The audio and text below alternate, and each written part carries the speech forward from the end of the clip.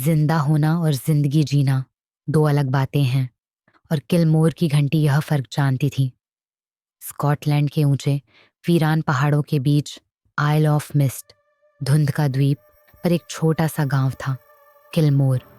इस गांव की आबादी से ज्यादा पुरानी कब्रें थीं और उन सब पर नजर रखता था एक सदियों पुराना पत्थर का चर्च। चर्च का नाम सेंट जूड्स था, लेकिन गांव वाले उसे मातम का चर्च कहते थे। वजह थी उसकी मीनार में लटकी कांस्य की विशाल घंटी। ये घंटी सिर्फ एक शर्त पर बजती थी, जब गांव में किसी की रूह जिस्म छोड़ने वाली होती।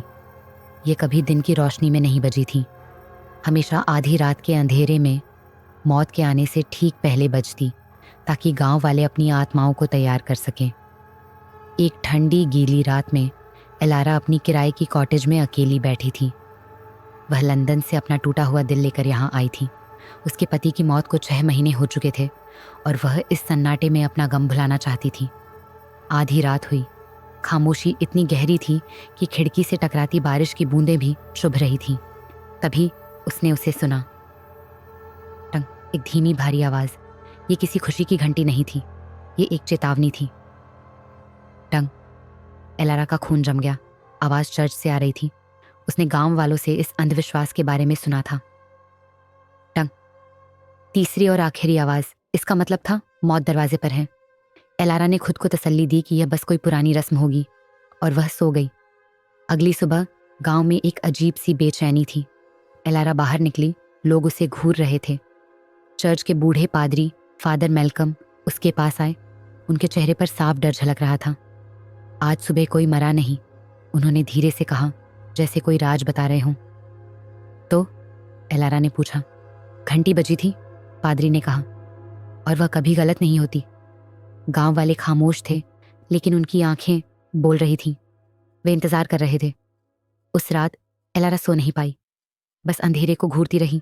ठीक आधी रात को टंग, आवाज फिर से आई। टंग। एलारा की सांसें तेज हो गईं। टंग। वह घबराहट में कॉटेज से बाहर भागी। बारिश हो रही थी। कीचड़ में फिसलती हुई वह चर्च की तरफ दौड़ी। फादर मेलकम पहले से ही वहां खड़े थे, हाथ जोड़े मीनार की ओर देख रहे थे। ये फिर से बजी, एलारा हाँफते हुए बोली। किसके लिए? गांव में कौन बीमार है? फादर मेलकम ने कांपते हुए उसकी ओर देखा। उनकी आंखों में डर नहीं बल्कि दया थी। कोई बीमार नहीं है बेटी, उन्होंने कहा। मैंने रजिस्टर देखा है, गांव में हर कोई जिंदा है। तो फिर घंटी क्यों बजी? एलारा ने पूछा। पादरी ने लंबी सांस ली। घंटी सिर्फ मौत के लिए नहीं बजती, यह हम मातम के लिए बजती है। ये तब बजती है जब कोई आत्मा गांव में लौटती है जो पहले ही मर चुकी हो। एलारा की आंखों में उलझन थी। क्या मतलब? घंटी तुम्हारे लिए बज रही है एलारा, पादरी ने कहा। तुम जिंदा हो, पर तुम्हारे अंदर की रूह मर चुकी है। तुम्हारी आत्मा तुम्हारे पति के साथ चली गई। घंटी हमें यह नहीं बता रही कि तुम मरने वाली हो, वह बता रही है कि तुम पहले ही मर चुकी हो। एलारा वहीं खड़ी कांपने लगी। ये कोई भूत प्रेत की कहानी नहीं थी, ये उससे भी ज्यादा डरावना सच था। तीसरी रात। एलारा ने अपने कान बंद कर लिए, लेकिन दिल जानता था वक्त हो गया है। ठीक आधी रात को आवाज नहीं आई। खामोशी। 1, 2, 5 मिनट बीत गए, घंटी नहीं बजी। एलारा ने आंखें खोली। पहली बार उसे महसूस हुआ कि उसके गालों पर आंसू बह रहे हैं। वह महीनों से नहीं रोई थी, लेकिन आज वह फूट फूट कर रो पड़ी। अपने पति के लिए, अपने अकेलेपन के लिए और अपनी टूटी हुई रूह के लिए। वह रोते रोते चर्च की ओर भागी।